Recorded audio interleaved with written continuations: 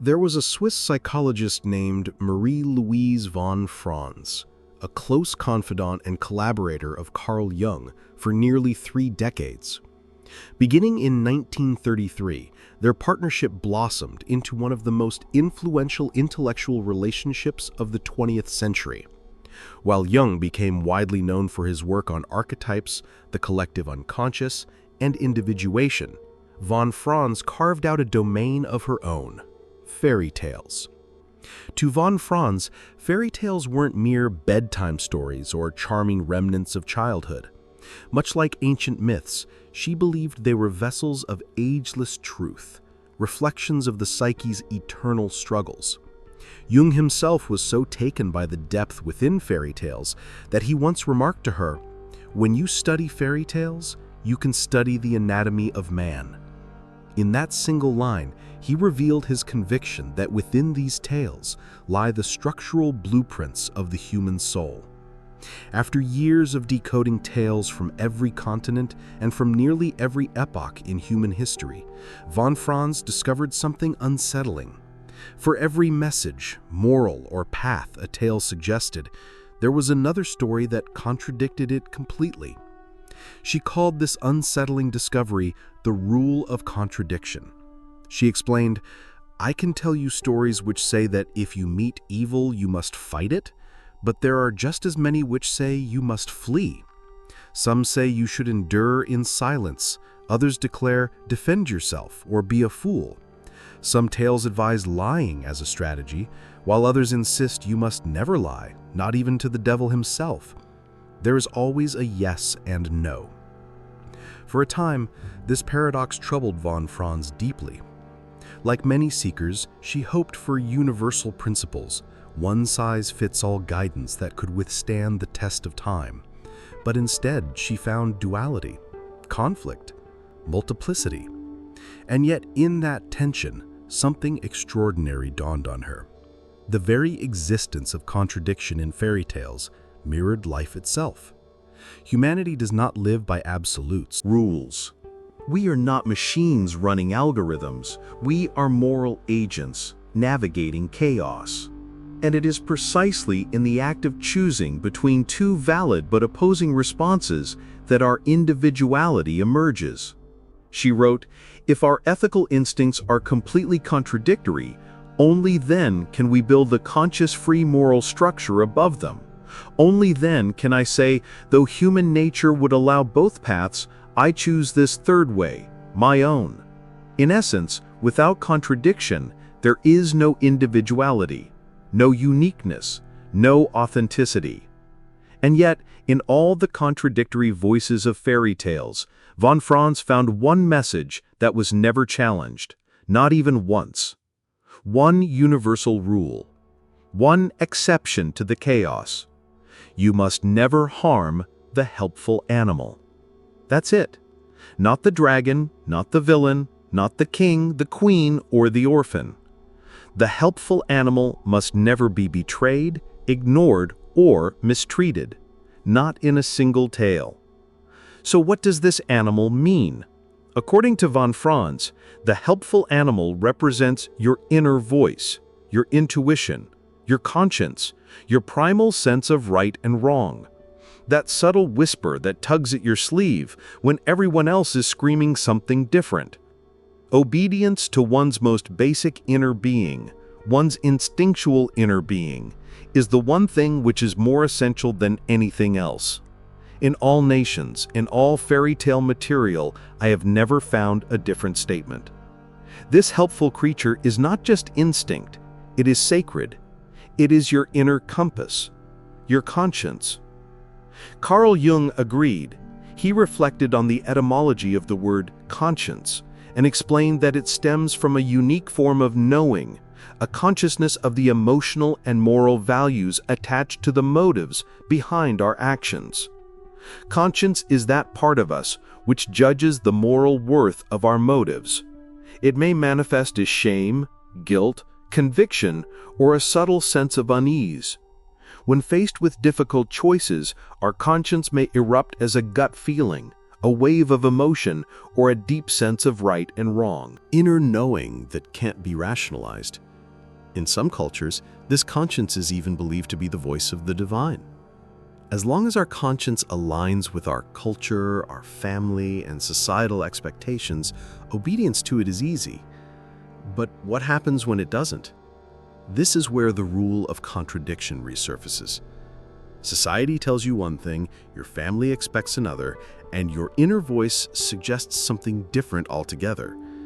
In those moments, the choice to obey the helpful animal, your conscience, comes at a cost. Jung wrote, "Conscience, no matter on what it is based, commands the individual to obey his inner voice, even at the risk of going astray. To ignore it is to wear a mask, to perform righteousness without feeling it. You may satisfy your peers, win approval, even gain status, but deep down, the whisper persists. There is something not right. We may deceive ourselves in the belief of our obvious righteousness, but deep down, a voice whispers. And if that whisper is silenced for too long, something inside begins to rot." The Russian writer Dostoevsky described this as the sickness of the soul. The conscience, once ignored, does not fade away. It mutates into shame, guilt, anxiety, into the haunting feeling that you are living someone else's life. This image of conscience as a natural and instinctive regulator of the human psyche, whose distortion or perversion leads to a literal sickness of the self, was to become one of the major themes of Dostoevsky, Joseph Frank. And yet, obeying the voice within is not always safe. There is no guarantee that following your conscience will be rewarded. You might lose friends. You might anger your family. You might even walk alone for a time. But consider the cost of ignoring it. Consider the silent anguish of those who betray themselves to conform. And now, before we dive deeper into how to distinguish your true conscience from the counterfeit one, and how Carl Jung warns us about false guides, sound like truth, but lead to destruction, I want to ask something of you. If this message speaks to something deep within you, subscribe to this channel. Your support allows us to keep sharing timeless wisdom from the likes of Jung, Dostoevsky, and von Franz. And more importantly, I want to hear from you. Comment below with this phrase, "I will not betray the helpful animal." Let that be your pledge today, a reminder that within you there is something sacred worth listening to. So how can we be sure that the voice we're hearing is the real one, the true conscience, and not some imposter cloaked in moral-sounding language?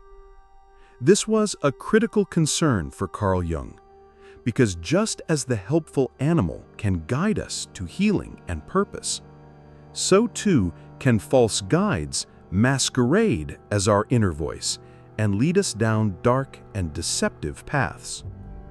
Jung called this the danger of the false conscience.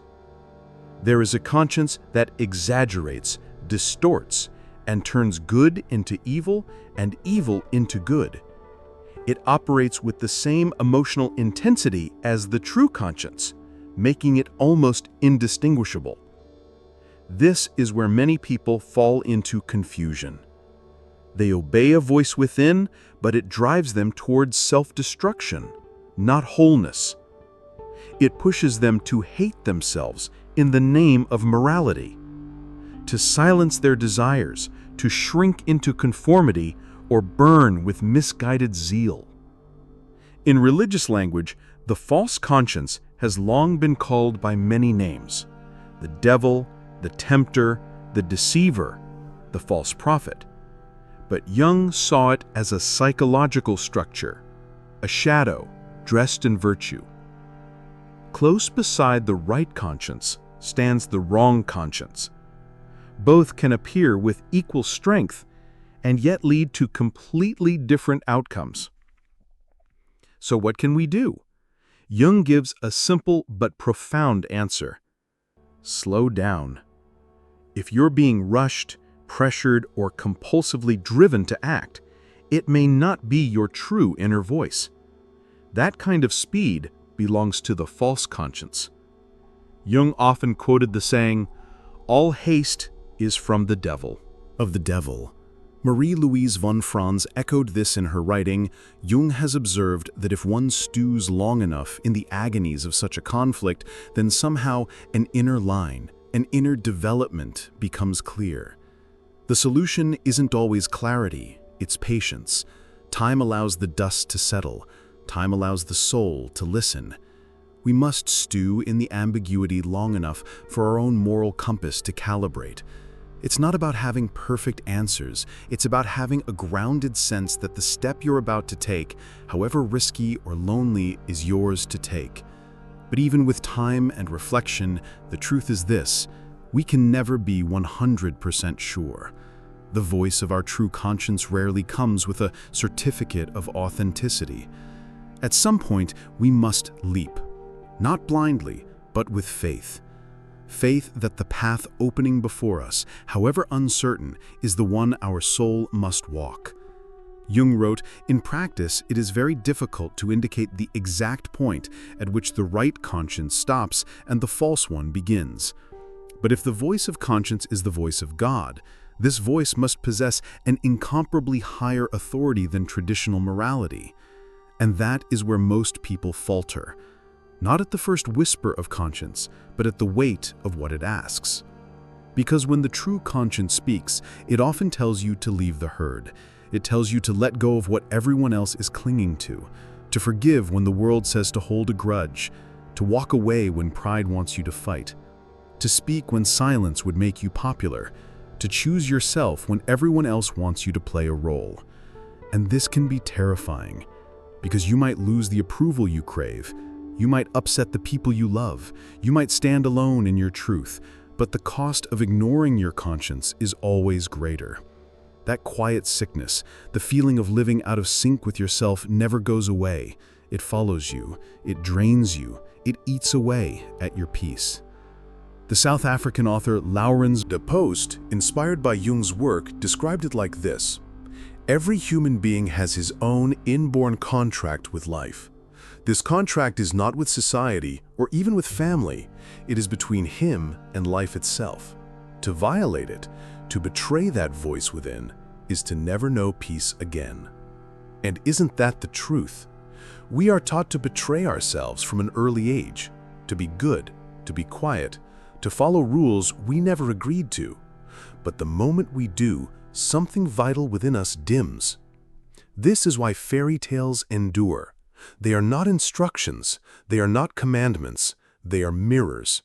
They remind us that every path is unique, that every decision is a battleground between conformity and authenticity, and that no matter the landscape of the tale, the helpful animal must never be harmed. Because to harm the helpful animal is to sever your connection to your deepest truth. It is to wander blind. So, what can you do today? Start listening again. That voice within you, the quiet knowing, the gut feeling, the whisper you've been ignoring, is still there. It may not speak in thunder, it may not come with certainty, but if you slow down long enough and if you ask it what to do, it will answer. And when it does, don't turn away, obey it. Even if it costs you something, because it's the one voice that, if followed, will never leave you feeling like a stranger in your own life. If this message reminded you of your inner compass, subscribe to this channel now. And comment below, "I will listen to the voice within, even when it's hard." Let that be your vow. Let it be your turning point. You don't need to follow the crowd. You need to follow your soul. Because in the end, the one rule that can never be broken, the one that fairy tales never contradict, is this: do not betray the helpful animal. Thank you for watching. Stay true, stay awake, and above all, stay close to the voice within.